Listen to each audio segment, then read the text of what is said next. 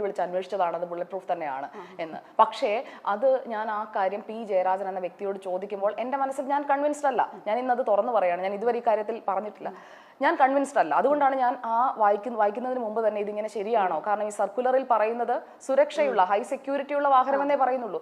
അപ്പോൾ എനിക്ക് പറഞ്ഞു തരുന്നത് ഇത് ഹൈ സെക്യൂരിറ്റി എന്ന് പറയുന്നത് ദാറ്റ് മീൻസ് ബുള്ളറ്റ് പ്രൂഫ്, അല്ലാതെ ബുള്ളറ്റ് പ്രൂഫ് എന്ന് ഓർഡറിൽ ഇടാൻ പറ്റുമോ എന്നൊക്കെ എന്നോട് എൻ്റെ സീനിയർ പറയുകയാണ്. അപ്പോൾ അതിൽ ഞാൻ ഒട്ടും കൺവിൻസ്ഡ് ആയിരുന്നില്ല.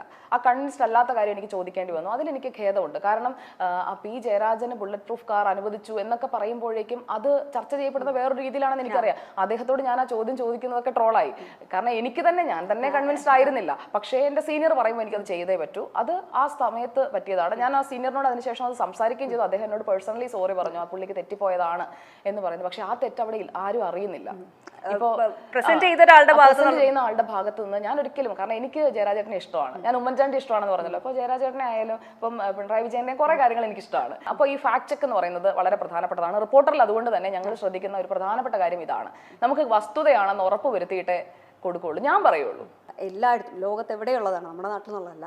അതായത് എൻ്റെ പാർട്ടി ഓഹോ നിന്റെ ആ ഒരു നമ്മുടെ പണ്ട് കാലത്ത് അവർണരും സവർണരും ജാതിയുടെ പേരിലും റേസിസം എന്നൊക്കെ പറഞ്ഞ് നമ്മൾ ആൾക്കാരെ ഡിസ്ക്രിമിനേറ്റ് ചെയ്ത പോലെ തന്നെയല്ലേ ഇപ്പൊ പൊളിറ്റിക്സിന്റെ പേരിൽ അല്ലെങ്കിൽ നമ്മുടെ എന്താ പറയുക നമ്മുടെ ഒരു രാഷ്ട്രീയപരമായ ഒരു ഇൻട്രസ്റ്റ് വെച്ചിട്ട് ആൾക്കാർ ഡിസ്ക്രിമിനേറ്റ് ചെയ്യുന്നെന്ന് തോന്നിയിട്ടില്ലേ?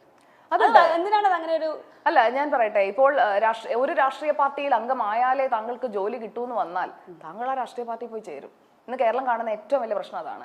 നിങ്ങളൊരു രാഷ്ട്രീയ പാർട്ടിക്കാരനാണെങ്കിൽ നിങ്ങൾക്ക് ജോലി കിട്ടും, അല്ലെങ്കിൽ നിങ്ങൾക്ക് പിൻവാതിൽ വഴി നിങ്ങൾക്ക് നിയമനം കിട്ടും എന്ന് കണ്ടാൽ നിങ്ങൾ ആ പാർട്ടിയിലേക്കേ പോകൂ. അത് മനുഷ്യനിൽ സഹജമായിട്ടുള്ള ഒരു കാര്യമാണ്. പക്ഷെ ഞാൻ അങ്ങനെ പോയിട്ടില്ല. ഒരു രാഷ്ട്രീയ പാർട്ടിയുടെ ലേബലിലല്ല, അല്ലെങ്കിൽ ഒരു രാഷ്ട്രീയ പാർട്ടിയുടെയും അംഗമായിക്കൊണ്ടുള്ള ജോലി നേടലോ ഒന്നുമല്ല. ഞാൻ പറഞ്ഞല്ലോ, ഞാൻ ആദ്യമായി ജോലി ചെയ്യുന്ന news channel Kairali people TV ആണ്.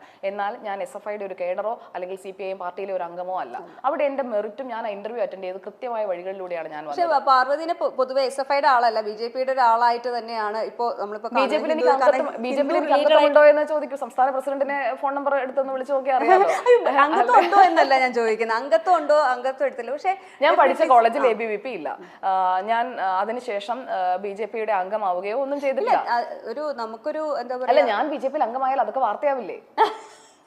അംഗമാവുക എന്നുള്ളതല്ല, ഒരു അനുഭവം ഉണ്ടാവുക എന്നുള്ളത്. എന്റെ വീട്ടില് ഞാൻ ചോദിക്കട്ടെ, പിണറായി വിജയനെ ഇഷ്ടമാണെന്ന് ഞാൻ പറഞ്ഞില്ലേ, പ്രധാനമന്ത്രി നരേന്ദ്രമോദി എനിക്ക് ഇഷ്ടമാണ്, കുറച്ച് കൂടുതൽ ഇഷ്ടമാണ് എന്ന് വെച്ചാൽ ഉടൻ ഞാൻ BJP അല്ലെങ്കിൽ ഞാൻ BJP അംഗമാണ്. ആ വ്യാഖ്യാനം തെറ്റാണ്. മുഖ്യമന്ത്രി പിണറായി വിജയനെയും മുൻ മുഖ്യമന്ത്രി ഉമ്മൻചാണ്ടിയെയും ഇഷ്ടപ്പെടാമെങ്കിൽ എന്തുകൊണ്ട് അതിനേക്കാൾ നമ്മുടെ രാജ്യത്തിന്റെ മേന്മ ലോകം മുഴുവൻ വ്യാപിപ്പിച്ചിട്ടുള്ള രാജ്യത്തിന്റെ വളർച്ച അത് ഓരോ വർഷം കഴിയുന്നോറും കാട്ടിക്കൊണ്ടിരിക്കുന്ന പ്രധാനമന്ത്രി നരേന്ദ്രമോദി എനിക്ക് ഇഷ്ടപ്പെട്ടുകൂടാ? ഓക്കെ, അതാണ് എൻ്റെ വ്യൂ. ഞാൻ ചിന്തിക്കുന്നത് എൻ്റെ രാജ്യത്തെക്കുറിച്ച് അല്ലെങ്കിൽ എൻ്റെ സംസ്ഥാനത്തെക്കുറിച്ച് ഒക്കെയാണ്.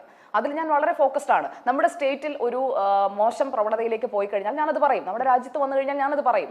എന്നാൽ നല്ലത് കണ്ടാൽ ഞാനത് നല്ലതാണെന്ന് പറയും. നമ്മുടെ റോഡുകൾ നന്നായാൽ ഞാനത് റോഡ് നന്നായി എന്ന് പറയും. അതിന്റെ ക്രെഡിറ്റ് പൊതുമരാമത്ത് മന്ത്രിക്കാണ്. സംസ്ഥാന പാതകൾ നന്നായി കൊണ്ടുവന്നാൽ അതിന്റെ ക്രെഡിറ്റ് പൊതുമരാമത്ത് മന്ത്രിക്ക് തന്നെയാണ്. അവിടെ രാഷ്ട്രീയം വെച്ചല്ല ഞാൻ വിലയിരുത്തുന്നത്. ഇപ്പോൾ വന്ദേ ഭാരത് വന്നെങ്കിൽ അതിന്റെ ക്രെഡിറ്റ് എന്ന് പറയുന്നത് കേന്ദ്ര റെയിൽ മന്ത്രിയുടെ അടുത്തേക്ക് ആ നിവേദനം കൊണ്ടുപോയ ആൾക്കാണ്. അത് K. സുരേന്ദ്രനാണ് കൊണ്ടുപോയതെങ്കിൽ K. സുരേന്ദ്രൻ എന്ന് ഞാൻ പറയും. അവിടെ നിന്ന് എട്ടുകാലി മമ്മൂഞ്ഞ് കളിക്കുന്ന രീതിയോടൊന്നും എനിക്ക് യോജിപ്പില്ല. ആരാണോ അത്, ആരാണ് A എങ്കിൽ A, B എങ്കിൽ B, അല്ലാതെ അതിൽ ഒളിച്ചു വെക്കലുമില്ല, ഒളിച്ചു കടത്തലുമില്ല. പ്രധാനമന്ത്രി ഇഷ്ടമാണെങ്കിൽ ഇഷ്ടമാണ് എന്ന് തന്നെ പറയും. അപ്പോൾ പ്രധാനമന്ത്രിയുടെ മൻ കി ബാത്തിനെ കുറിച്ച് ഞാനും ഡോക്ടർ അരുണും തമ്മിലുള്ള തർക്കം മിക്കപ്പോൾ എന്നെ വിമർശിക്കാൻ സ്ഥിരമായി എടുത്ത് പറയുന്ന അതാണ്. പ്രധാനമന്ത്രിയുടെ ഒരു ശൈലി അതാണ്, ആളുകളുമായി കണക്ട് ചെയ്യുന്നത് മൻ കി ബാത്ത് വഴിയാണ്. അത് പ്രധാനമന്ത്രി സ്വീകരിച്ച ശൈലി. മുഖ്യമന്ത്രി പിണറായി വിജയൻ 6 മണിക്ക് വാർത്താ സമ്മേളനം നടത്തി കോവിഡ് കാലത്ത് ജനങ്ങൾക്ക് സാന്ത്വനമായെങ്കിൽ അത് അദ്ദേഹത്തിന്റെ ശൈലി. രണ്ടും രണ്ട് വ്യക്തികളാണ്, രണ്ട് ഭരണാധികാരികളാണ്. അവർക്ക് അവരുടേതായ രീതിയിൽ പോകാനായിട്ടുള്ള അവകാശം ഉണ്ടെന്ന് പറയുന്നത് പോലെ തന്നെ സുജയ പാർവതിയുടേതായ നിലപാടെടുക്കാനും അവകാശമുണ്ട്. You got the point? I got the point. പക്ഷേ മീറ്റ് ദ എഡിറ്റേഴ്സിൽ പലപ്പോഴും നിങ്ങൾ തമ്മിലുള്ള ഈ ഫൈറ്റ് സ്ക്രിപ്റ്റഡ് അല്ല, ഇപ്പൊ മനസ്സിലായല്ലോ അല്ലേ? സ്ക്രിപ്റ്റിന്റെ ഒക്കെ എന്ത് ആവശ്യം? ഇതിങ്ങനെ കമ്പ്യൂട്ടർ പോലെ പ്രിന്റ് ചെയ്ത് വരുമല്ലേ? ഇപ്പൊ പലപ്പോഴും നികേഷ് കുമാർ സാറ് നിങ്ങൾ രണ്ടുപേരും ആർഗ്യുമെന്റ് നിൽക്കുന്നത് ഞാൻ കാണുന്നുണ്ട്. അതെ, സാറിന് ടെൻഷൻ അധികം സഹിക്കാൻ പറ്റാത്തതുകൊണ്ടാവും. പിന്നെ സാറ് എന്ന് പറഞ്ഞു കഴിഞ്ഞാൽ സാറ് ഞാൻ പറഞ്ഞല്ലോ, ഞാൻ ആ റെസ്പെക്ട് കൊടുത്താണ് എപ്പോഴും. ഞാൻ സാറേന്ന് തന്നെയാണ് ഞാൻ ആ ഷോയിലും വിളിക്കാറുള്ളത്, നികേഷ് സാറേന്ന് വിളിച്ച്. അതായത് ഞാൻ അദ്ദേഹത്തെ ആദ്യമായിട്ട് കാണുന്നത് 2011 ഈ റിപ്പോർട്ടർ ചാനലിന്റെ തുടക്കത്തിന് മുമ്പുള്ള ആ സമയത്ത് എന്നെ വിളിച്ചതിന്റെ അടിസ്ഥാനത്തിൽ ഞാൻ അവിടെ വരുമ്പോഴാണ് ഞാൻ ആദ്യമായിട്ട് നികേഷ് സാറിനെ കാണുന്നത്.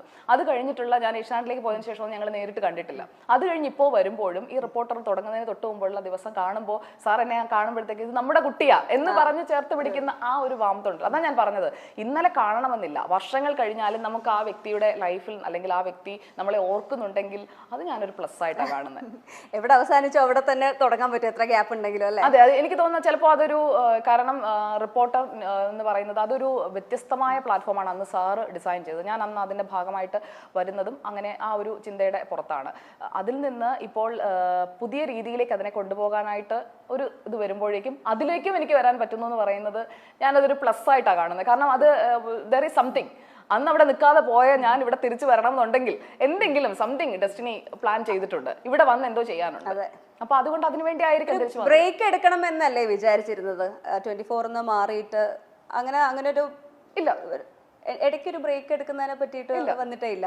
പക്ഷെ അങ്ങനെ ഒരു ന്യൂസ് വന്നതുപോലെ ഇല്ല, ബ്രേക്ക് എടുത്തില്ല. ഞാൻ കുറച്ച് തീർത്ഥയാത്രയൊക്കെ നടത്തി, ചിത്രങ്ങളൊക്കെ കണ്ടുകാണല്ലോ. ഞാനന്ന് കാശിയൊക്കെ പോയി. ഞാനന്ന് ഉത്തർപ്രദേശ് മുഴുവൻ ഒന്ന് പോയിരുന്നു, യാത്ര പോയിരുന്നു. അത് പബ്ലിക് പോളിസി റിസർച്ച് സെന്റർ എന്ന് പറയുന്ന ഒരു റിസർച്ച് ഇൻസ്റ്റിറ്റ്യൂട്ടിന്റെ അതിന്റെ ഇൻവൈറ്റ് അനുസരിച്ചാണ്.